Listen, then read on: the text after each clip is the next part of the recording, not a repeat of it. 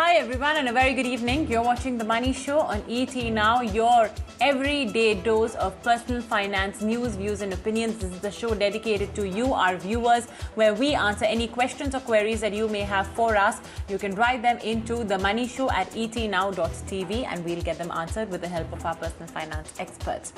Well, let's tell you then what we have lined up on today's episode of The Money Show. First up, a bit more educative and informative for all our newbie investors. We are going to get you a gist of how you can DIY your investment portfolio. How to spot the opportunities, what are the do's and the don'ts when investing, especially directly in equity markets by buying shares directly, and what are the red flags that tell you that maybe you should stay away from a particular share. We'll be joined by Vivek Bajaj, the co-founder of StockEdge.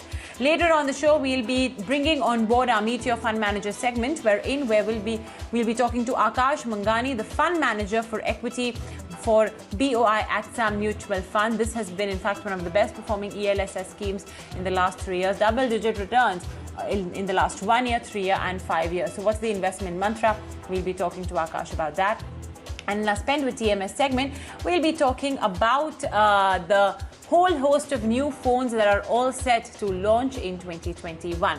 So lots lined up, like I mentioned, in today's episode of The Money Show. But first up, let's now welcome on the show Vivek Bajaj, co-founder of StockEdge. Vivek, hi, and a very good evening. Thank you so much for taking our time to talk to us today on The Money Show. So Vivek, to start with, we always say that when one must invest their money, you should put your money in equity markets, either in the form of mutual funds, or maybe put a small portion of your portfolio directly into individual shares. But of course the question is, more often than not, we don't know where to start this entire process. It's a vital process, no doubt, in the journey of long-term wealth creation, but we don't know where to start off, especially for those individuals who may have just gotten a job, students, etc., who may be in their early 20s. So Vivek, start off with first, what should be the stepping stone for all of these individuals? So, first thing first, people would like to explore is mutual fund, because I think that's a great gateway to get inside the financial market. Because mutual fund brings that natural discipline of investing every month. Direct equity at times will not give you that discipline because you will get lured by the price movement as well. But mutual fund NAV is something which people don't see every day. So that's a good gateway to get inside the market. And a lot of people in last 2 to 3 years have come inside the financial market through mutual fund route.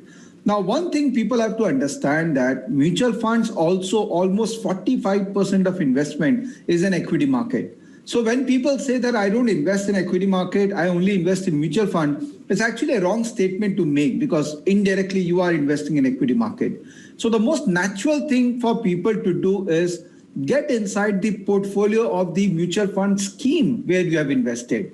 And these days there are a lot of platforms available through which you can see the portfolio.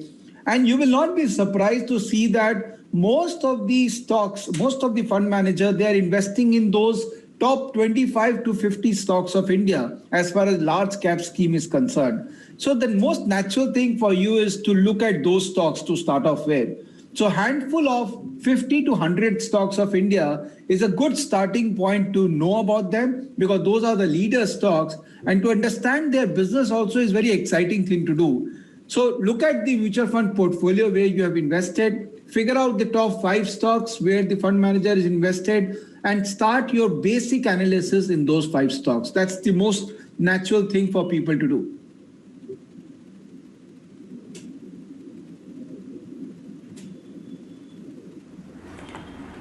Okay, so while you are suggesting that one should start off with mutual funds, but again, to delve into a fact sheet, I mean, that's essentially at the end of every month when, a mutual fund scheme discloses all the shares that it has in its portfolio, one must still have that working knowledge then, I mean, how do I know HDFC Bank is good or Reliance Industries is good? Yes, they are still easy to judge because they are large caps, they are blue chips, but then there are lots of small caps and mid cap stocks as well that these funds add. So how do you sort of gauge something like that, especially for newbie retail investors?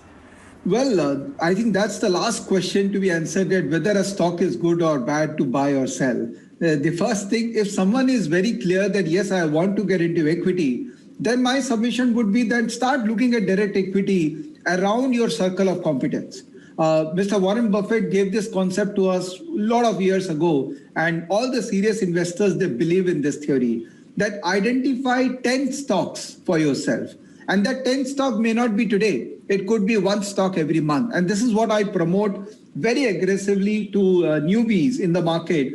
Because, the market is such that we all get lured with the market ups and downs on a daily basis. And it's like an abyss where you can just keep on floating. The best way to start for a newbie is take one stock at a time, one company at a time, one business at a time, and focus on that stock for a month. It could be knowing about their business, their products, their industry, and also their stock price movement, because every stock price is unique.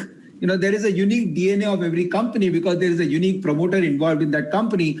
So take one stock every month, add another stock in the second month, then add another stock in the third month. So at the end of 10 months, you will have 10 stocks whose command you will have pretty much, and you will be able to comprehend what is happening in those stocks. Stay with that path for another 10 months or 20 months. And in a period of, say, 2 years to 2.5 years, you will be the person who will have such a strong understanding of those 10 stocks that if any action in the price which will happen in those 10 stocks, you will be the first one to know about it because you have been tracking the business, you have been tracking the price movement. So you'll have a very strong command in those 10 stocks. This is only valid for people who have made up their mind that, yes, I am very sure that be aside my mutual fund portfolio or be aside my other financial assets, equity is something which I want to build now, which is a very good decision to take. Start with one stock at a time and build the portfolio of 10 stocks.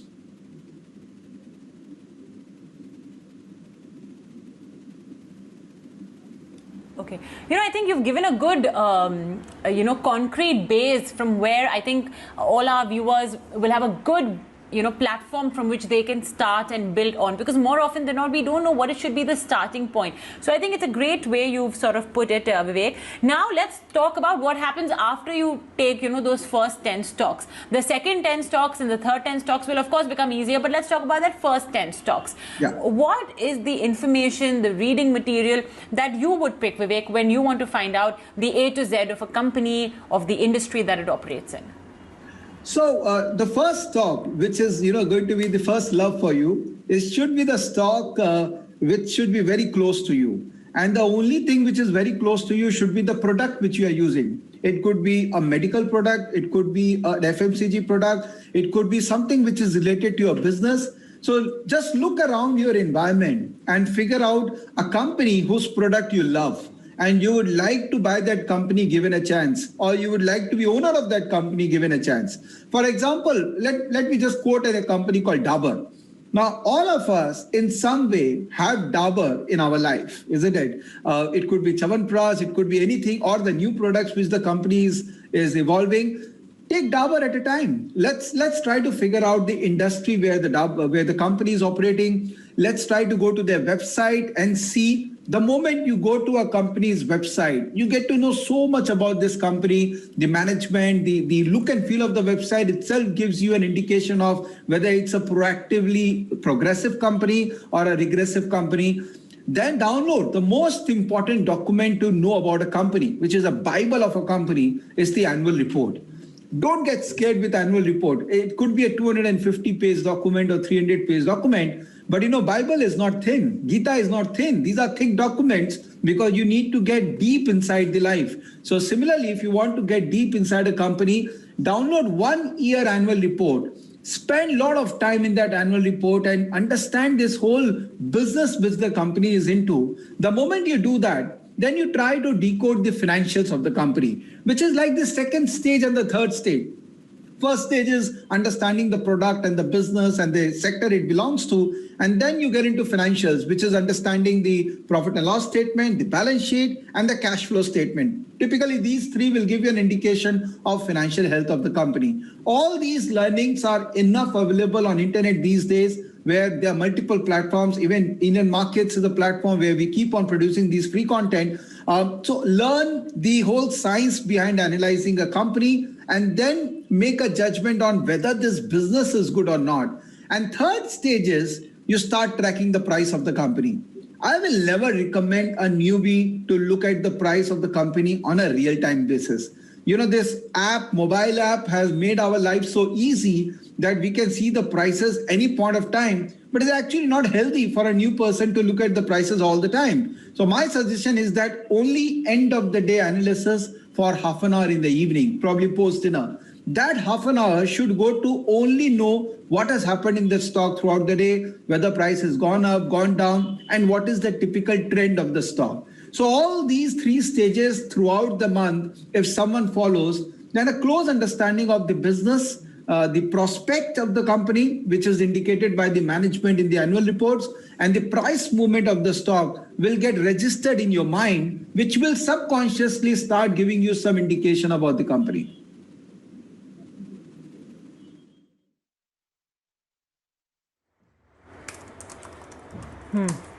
Okay, so the starting point could be, understanding the kind of business a company is, the products that it sells. I think that's the basic crux. And then you sort of move into the financials, the profit and loss, the balance sheet. And not to mention, of course, I think you'll get a treasure trove of information like, Vivek mentioned from the annual report, the kind of products, the ethos, the vision of the management, etc. All of that, the qualitative aspect will be available in the annual report. But, the same book will also have the quantitative aspect, the balance sheet, P&L, cash flows. And I think that sometimes can be easier to read than even the qualitative aspects. Numbers are always easier to read as opposed to qualitative statements. So let's talk about that then, financials, because Vivek, at the end of the day, if I own a company, I would like to glorify it as much as I can, to my investors, my stakeholders, but the proof, of course, is in the pudding. So how do you, this is not something that you and I can sort of talk about in a matter of the next 10, 15 months. I think people study this for hours and hours, and that's financial analysis. So how do you essentially, Vivek, and some people have the art of making a balance sheet talk. How can a retail investor who may not even have studied must not even be having an expertise in finance and balance sheet, be able to make sense of all of these numbers? Well, you made a very good point. Financials can be either it could be a very plain, simple white page and you figure out the top 15, 20 parameters, which all of us typically look at. Could be profitability or the efficiency of the company through various ratios. So those are standard academic understanding of what the company is doing. But the fine print inside the annual report, when you go inside the financials, things can talk a very different language. And that's where a deep dive into the financial is required. It cannot be only the items in the balance sheet or the items in the profit and loss account, which can give you an indication. But you need to go into questioning the items, that why this interest is such a high expenditure, why depreciation is high. What I've learned through my chartered accountancy qualification is that you should have this habit of asking questions. And ideally, a good company annual report should be able to answer the questions on its own. If there are a lot of questions at the end of the annual report which you still have, which remains unanswered, that means there is something hidden inside the annual report which you have not been able to comprehend. Then better to stay away from those companies, because probably management is trying to hide a lot of things from those numbers perspective. So standard financial data is pretty much available in all the platforms, even StockEdge has those standard data points. But that is only first stage of evaluating a company. When you go into data more and ask questions, figure out more creative questions for yourself, then only you can deep dive that whether company is doing good or bad and what image they're trying to project in front of the shareholders.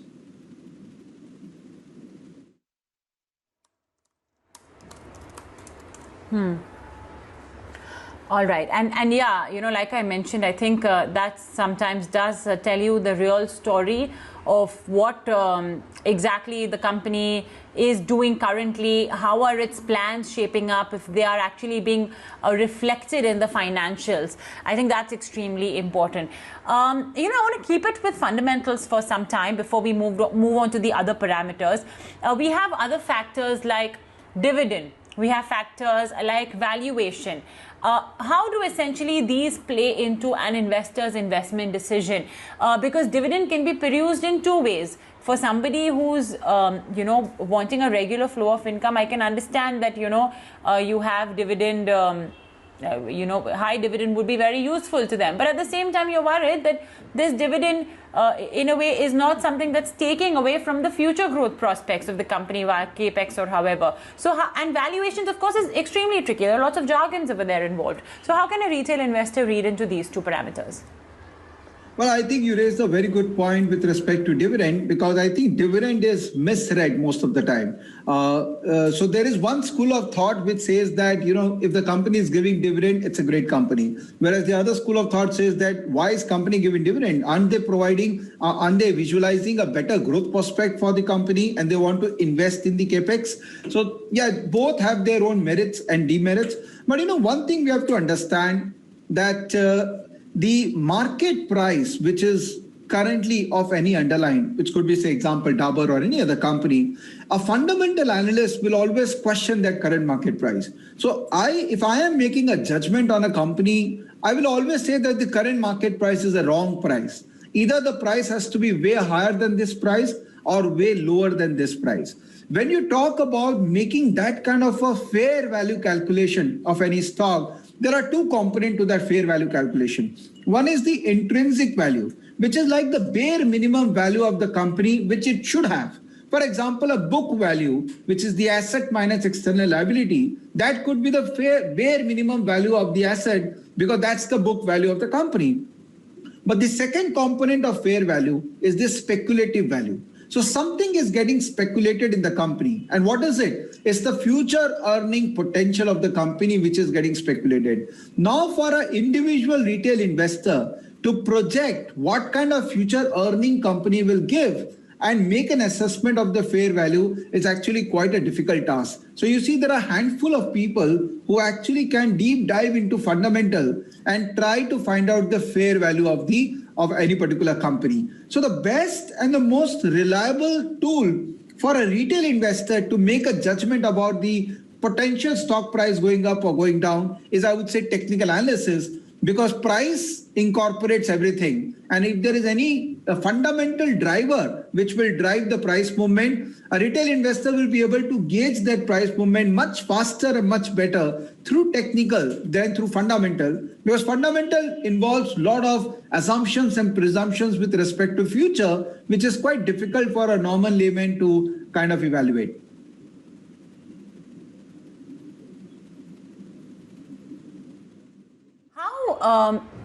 Now that's of course on the fundamental aspect, but of course stock markets involves people like you and me, so a lot of it has to do with sentiment around the stock as well, or around the company as well. So if I have to sort of get into the business, I must be well aware and have my skin in the game. I must know what the market's talking about, what the chitter chatter is. And again, like I said, here you have individuals who are busy in their day-to-day lives, they're doctors, other professionals of all kinds.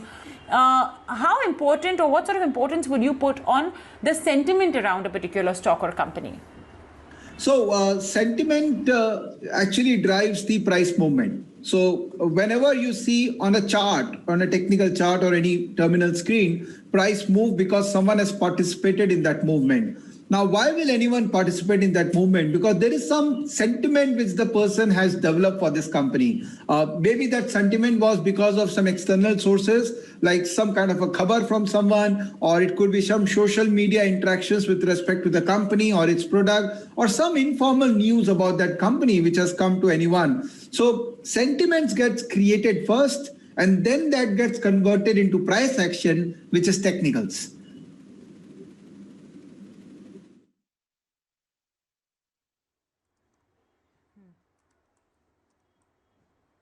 Okay.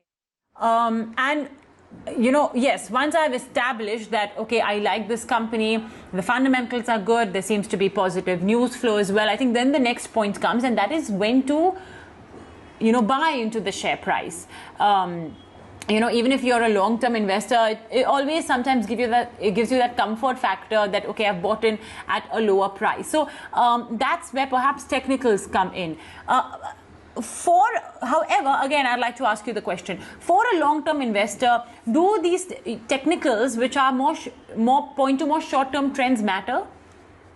Absolutely. Technical has been, I think it's been misly quoted that it is only relevant for trading. Even for investing, technicals definitely plays an important role, because technical is all about an equilibrium point where demand and the supply is matching. And when market crashes, obviously supply is more, but there is definitely some kind of a demand zone which is getting created in the price, which gives the early hint to an investor also to participate in the market. Classic example is the March fall, when everything was going down and every one of us were negative about the market, the trend was negative, but there was someone who was buying at a lower level. And technical is the pattern which tries to give you that hint that yes, there is someone who is buying. So either you are doing deep fundamental and you can play that contrarian play in the market. So when market is going down, it needs a lot of guts to play that contrarian play. Either you are very convinced with the management, with the business, with the model, so you go all in and buy because you are convinced. So that means you have a very strong fundamental view of the company. And fundamental view of the company cannot be just made by looking at the annual report. You need to have a lot of insights about the sector and about the company to make a very strong fundamental view about the company. And from there, if you want to play the momentum in that stock, which is even though the stock has recovered from the bottom, and now literally every stock is making a new 52-week high, how do you play in these situations? Only momentum can help you, which is technical. So you play fundamental when you want to be extremely contrarian. You play technical when you want to ride the trend, which is ride the momentum.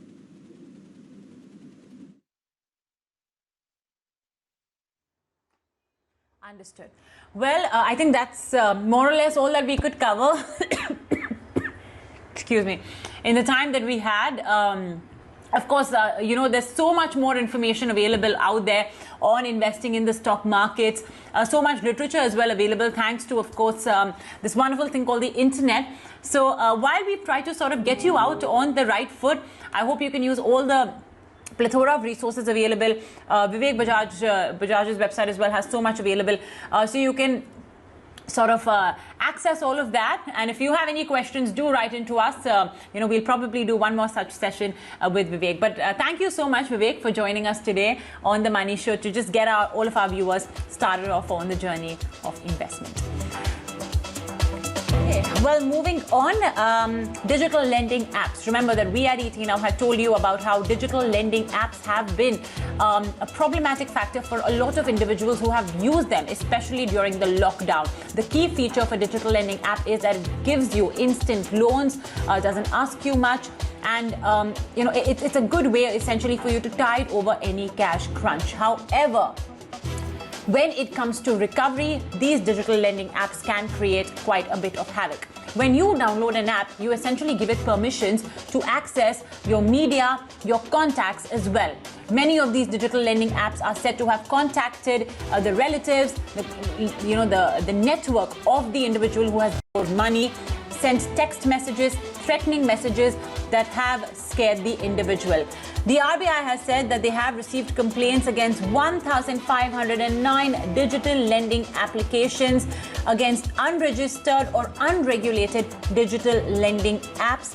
The complaints are against 490 registered NBFCs that are engaged in digital lending. This is a big number. So folks, please be wary before you take any digital lending app and download it on your phone for easy money. Whenever it's easy money, always remember there could be a catch. The RBI has further said that a working group has already been set up to study all aspects of digital lending activities. Okay, well, on that note, we'll take a very short break, but when we return in our Meet Your Fund Manager segment, we'll be talking to the fund manager of a top-performing ELSS scheme, the BOI AXA Tax Advantage Fund, which has given stellar returns in the last 1 year, 3 years, and 5 years. Don't go anywhere.